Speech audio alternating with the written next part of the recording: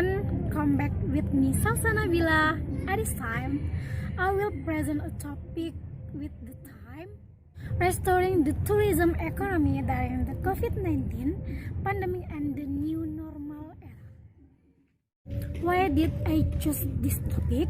You will know, so let's get started.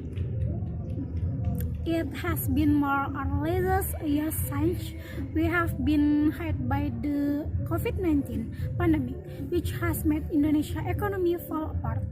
Of the money industrial sector, tourism is the sector most affected by the COVID-19 pandemic, which then affect other sector. So, because it requires the right strategy to be able to restore and move the wheels of the economy, especially in the tourism sector. The strategy first, create a new branding strategy. For example, no worries of Corona, enjoy your holiday. Second, using social media to promote vigorously, for example, through Instagram or Facebook.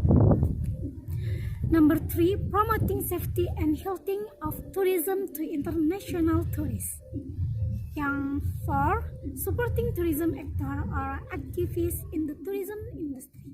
For example, the government and banking providing relaxation of bank lending, reduction electric and water costs, reduction local government tax levies. And 5, the stringent tourism mitigation SOP, disease outbreaks and natural disaster. And finally, ecotourism priority, combining nature and culture compared to mass tourism.